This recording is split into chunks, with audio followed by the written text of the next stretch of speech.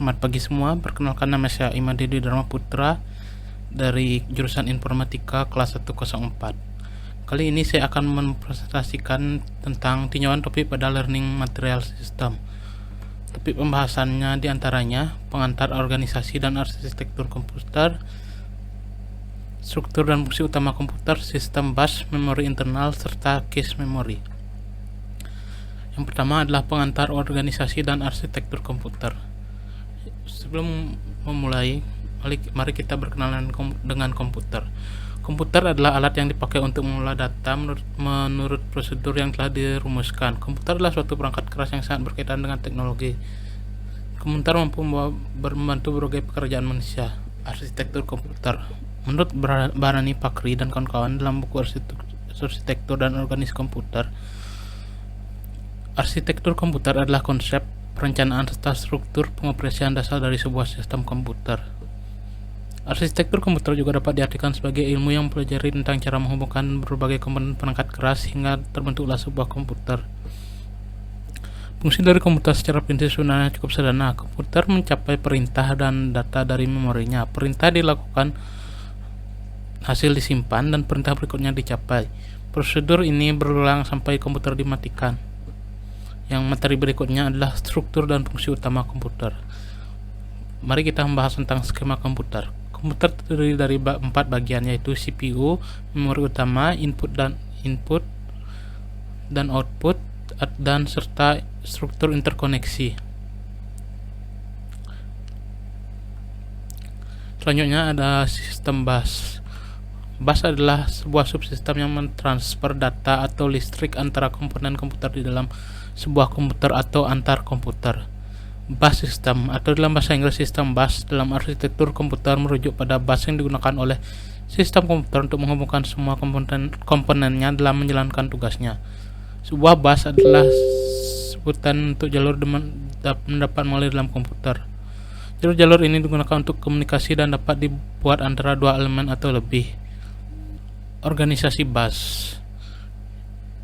yaitu jalur kontrol berisi signal request dan sinyal acknowledgement, mengidentifikasikan tipe informasi pada jalur data. Jalur data yaitu membawa informasi antara sumber dan tujuan data.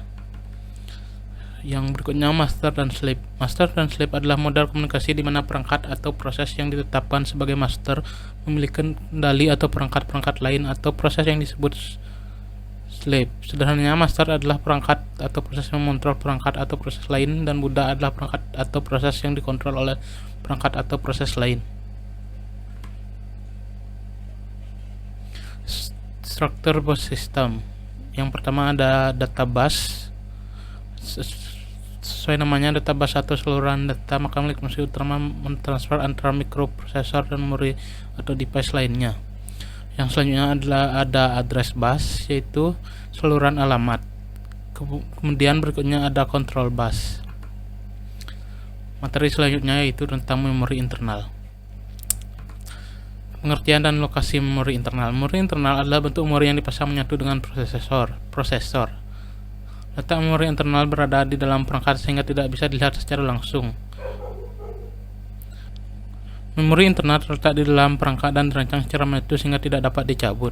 Adapun metode akses dari memori internal sebagai berikut, yaitu ada sequential access, selanjutnya direct access, random access, serta associative access. Selanjutnya ada cache memory. Berikutnya ada metode akses, yaitu diantaranya sequential access, direct access, random access, serta associative access.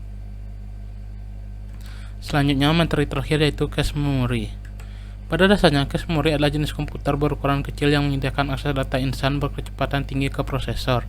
Cache memory menyimpan program, aplikasi, dan data komputer yang sering digunakan.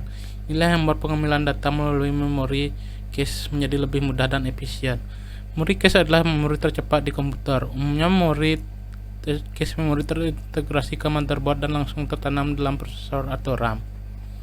Fungsi cache memory yaitu mempercepat proses akses data pada sebuah perangkat, meringankan beban kerja prosesor perangkat, mempercepat kinerja dan performa memori perangkat, menjadi perantara antara CPU dan RAM atau memori utama.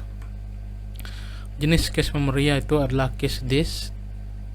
Disk cache adalah memori cache yang digunakan untuk mempercepat proses penyimpanan dan pengaksesan data dari hard disk host.